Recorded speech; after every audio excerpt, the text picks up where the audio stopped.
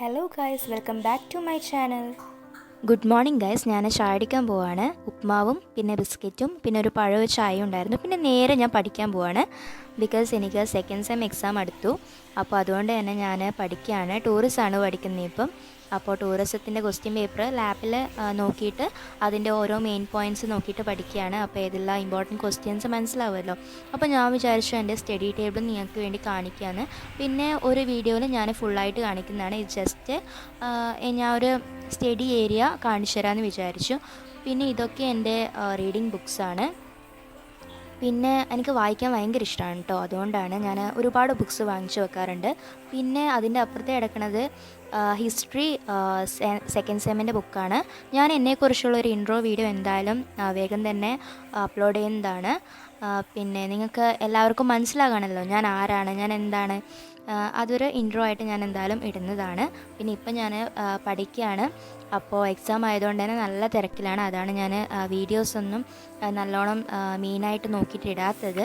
പിന്നെ എന്താ, ടൂറിസമാണ് ഞാനിപ്പം നല്ലോണം നോക്കുന്നത്. എക്സാംസൊക്കെ ഭയങ്കര ടഫാണ്. അപ്പോൾ ഞാൻ ടൂറിസത്തിൽ ഇപ്രാവശ്യം മാപ്പും കൂടി ഉള്ളതുകൊണ്ട് ഇപ്രാവശ്യം നല്ല ടഫാണ്. അപ്പോൾ ഓരോ പോയിൻറ്റ്സും ഓരോന്ന് നോക്കി വായിച്ചുകൊണ്ടേയിരിക്കുകയാണ്. പിന്നെ ഞാൻ വിചാരിച്ചു എൻ്റെ കുറച്ച് ബുക്സ് കാണിച്ചു തരാമെന്ന്. അപ്പോൾ ഫസ്റ്റ് ആയിട്ട് ആടുജീവിതം പറഞ്ഞ ബുക്കാണ് ഞാൻ കാണിച്ചു തരുന്നത്. പിന്നെ ഇപ്പോൾ ഇത് ഭയങ്കര ഫേമസ് ആണല്ലോ, അതുകൊണ്ട് ഞാൻ വായിച്ചു നോക്കിയതാണ്. പിന്നെ the magic of the lost temple സുധാമൂർത്തിയുടെയാണ്. അത് ചെറുപ്പത്തിൽ വാങ്ങിച്ചതാണ്. പിന്നെ പ്രിയങ്ക ചോപ്ര ജോണസിൻ്റെ അൺഫിനിഷ്ഡ്, അത് വായിച്ചു തുടങ്ങിയിട്ടേ ഉള്ളൂ. പിന്നെ റാം കെയർ ഓഫ് ആനന്ദി, അത് വായിച്ചു കഴിഞ്ഞു. നല്ലൊരു ബുക്ക് തന്നെയാണ്.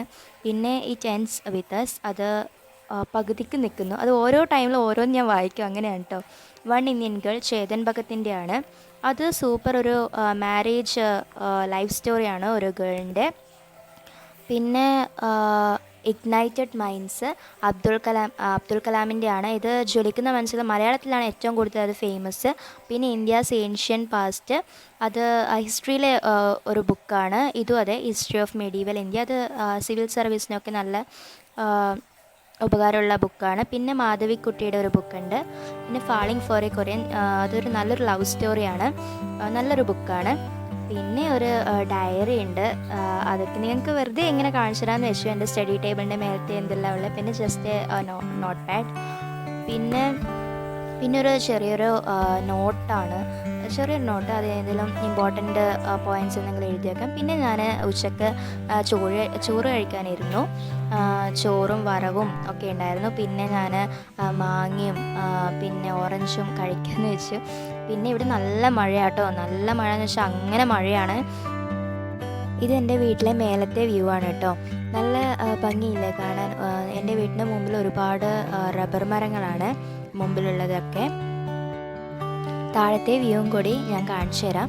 എല്ലാവർക്കും ഈ ഒരു ക്ലൈമറ്റ് ഇഷ്ടമായിരിക്കും അല്ലേ, നല്ല തണുപ്പായതുകൊണ്ട്. എനിക്ക് ഈ ക്ലൈമറ്റ് ഭയങ്കര ഇഷ്ടമാണ്. അത് തണുപ്പായതുകൊണ്ടാണ്, അല്ലാണ്ടൊന്നുമില്ല. പിന്നെ ചൂട് ഒരുപാട് കുറഞ്ഞില്ല, അതന്നെ ധാരാളം.